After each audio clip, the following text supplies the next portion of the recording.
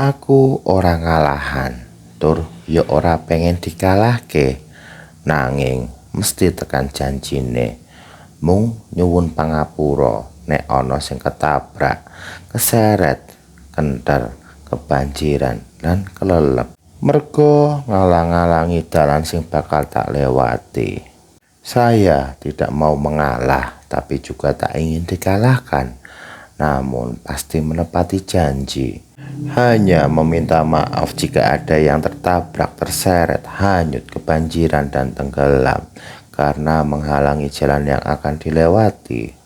Ungkapan ini digunakan untuk menggambarkan karakter Gunung Merapi yang selalu aktif dan tidak pernah ingkar janji akan aktivitasnya, meskipun aktivitasnya dapat membahayakan. Ungkapan ini juga menunjukkan sifat Merapi sebagai penyeimbang Pulau Jawa dengan kekuatan alam yang harus dihormati. Selamat datang kembali di channel Doyan Mistis. Kali ini gua bercerita tentang Gunung Merapi dan juru kuncinya yang bernama Mbah Marijan, yang dikenal dengan keberanian dan pengabdiannya. Mbah Marijan lahir dengan nama asli Raden Mas Penewu Suraksa Harko pada 5 Februari 1927 di Dusun Kinarjo, Cangkringan, Sleman, Yogyakarta. Sejak kecil ia tumbuh di lereng Merapi, gunung berapi yang dianggap sakral sekaligus berbahaya. Tahun 1970 ia mulai dipercaya sebagai wakil juru kunci Merapi. Tugas utamanya adalah mendampingi dan mempelajari adat serta ritual yang berhubungan dengan Merapi. 12 tahun kemudian, tepatnya 1982, Sri Sultan Hamengkubuwono ke-9 resmi mengangkatnya menjadi juru kunci Gunung Merapi. Sebagai juru kunci, tanggung jawab Mbah Marijan bukan sekedar menjaga gunung, tapi juga menjadi penghubung antara masyarakat lereng Merapi, tradisi keraton, dan roh penguasa Merapi. Menurut kepercayaan Jawa, salah satu tugas pentingnya adalah memimpin ritual Labuhan Merapi, sebuah upacara adat di mana sesaji diantarkan ke puncak sebagai simbol penghormatan pada alam. Meski hidup sederhana, karisma Mbah Marijan sangat kuat. Masyarakat melihatnya bukan hanya sebagai penjaga gunung, tapi juga sebagai sosok spiritual yang menjaga keseimbangan antara manusia dan Merapi. Mbah Marijan dikenal sebagai sosok sederhana yang tinggal di rumah kecil di Dusun Kinarjo, Sleman. Hidupnya sangat bersahaja meski dekat dengan Keraton Yogyakarta. Setiap kali upacara adat Labuhan Merapi digelar, ia menjadi tokoh utama yang memimpin doa dan prosesi. Media sering menyebutnya sebagai orang yang paling dekat dengan Gunung Merapi karena ia dianggap sangat memahami tanda-tanda alam, gemuruh, bau belerang, hingga arah asap dari kawah. Di balik kehidupannya yang sederhana, masyarakat sekitar percaya Mbah Marijan memiliki kekuatan batin. Konon, ia bisa berbicara dengan Merapi dan merasakan kapan gunung itu akan marah. Sebagian warga yakin ia mendapat pesan gaib dari penguasa Merapi, makhluk halus penghuni kerajaan tak kasat mata di puncak. Karena itu, ia dianggap bukan hanya juru kunci secara adat, melainkan juga penjaga gerbang gaib Merapi. Pada erupsi Merapi tahun 2006 dan 2010, Mbah Marijan menolak mengungsi meskipun pemerintah sudah memberikan peringatan. Alasannya sederhana, ia merasa sudah diberi amanah sebagai juru kunci sehingga tidak pantas meninggalkan rumah dan desanya.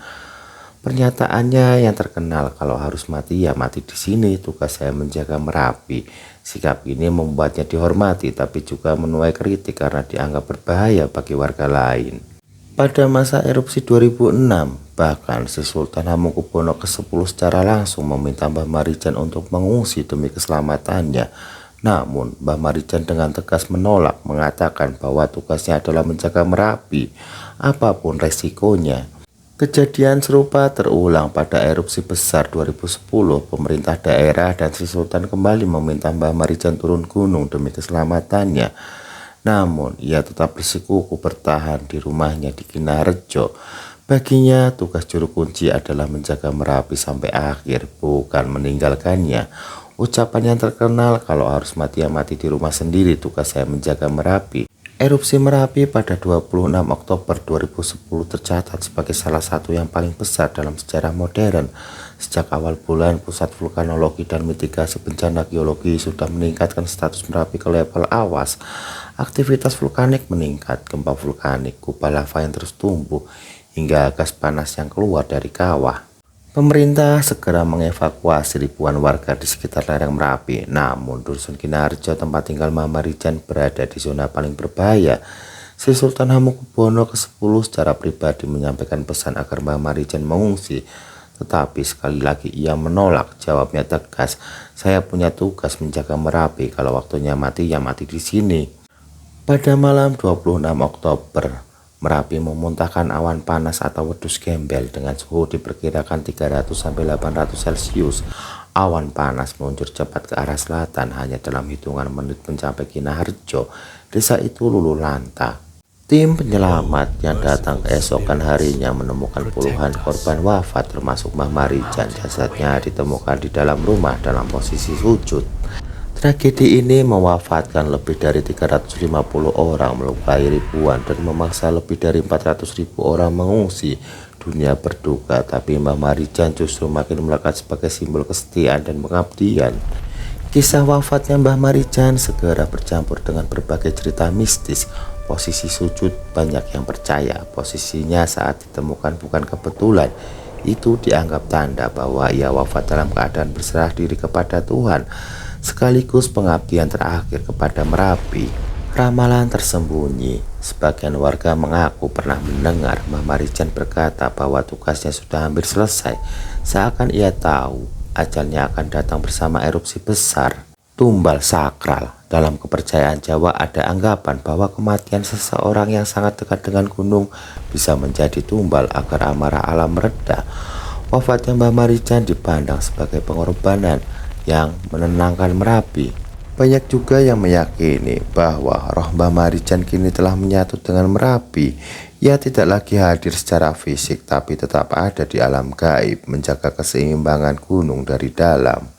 Hari-hari setelah erupsi 2010 dipenuhi duka.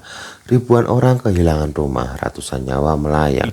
Namun satu nama terus disebut menjadi simbol legenda Mbah Marijan. Jenazahnya dimakamkan di Srunen tak jauh dari Dusun Kinaharjo.